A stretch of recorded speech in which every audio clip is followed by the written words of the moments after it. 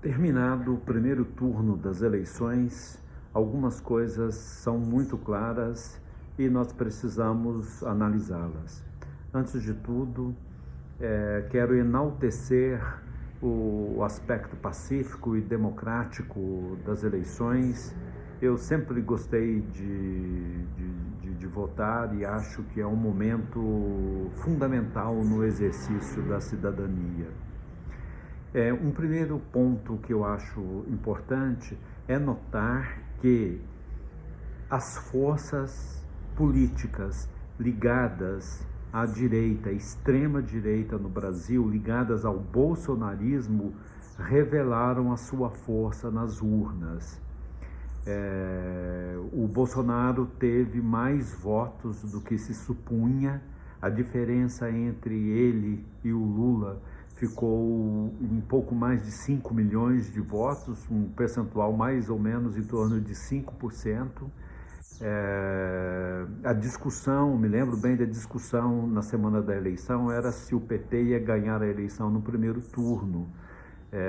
E os institutos de pesquisa indicavam essa possibilidade, e isso acabou não se verificando.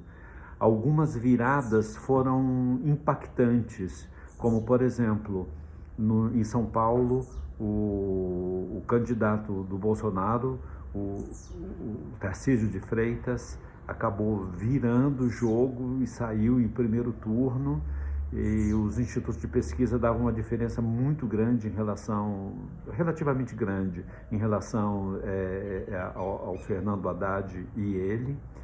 E vai ter segundo turno em São Paulo e a possibilidade do Tarcísio ganhar não é pequena. A virada que aconteceu no Rio Grande do Sul, quando o Onyx Lorenzoni, um deputado de primeira hora aliado ao Bolsonaro, também virou o jogo e saiu em primeiro lugar. E as viradas que nós obtivemos no Senado e que eu destaco aqui, o que aconteceu no Rio Grande do Sul, com a vitória do vice-presidente da República, o Mourão. Em São Paulo, a vitória ao Senado do Marcos Pontes. Então, são exemplos de forças que estão no espectro político da direita e da extrema-direita, muito ligado ao Bolsonaro.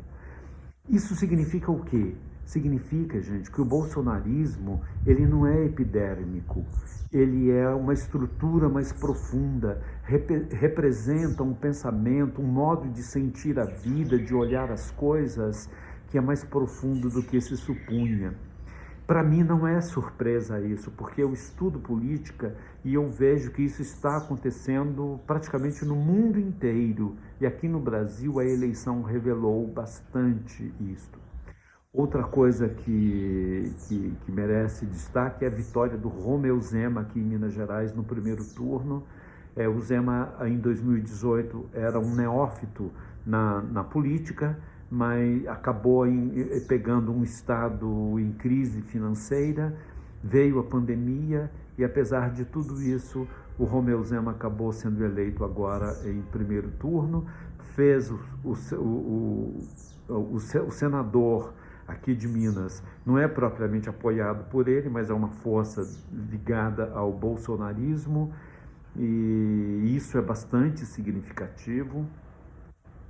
Acho, por exemplo, que os institutos de pesquisa têm de explicar por que essa disparidade de votos, porque senão eles vão cair numa falta de credibilidade muito grande. Eles precisam explicar esses resultados que as urnas não compatibilizaram com o que eles projetavam. Nós vamos ter agora a eleição para o segundo turno, Bolsonaro e Lula. São dois projetos muito diferentes, duas propostas muito diferentes. A eleição vai ser no dia 30 de outubro.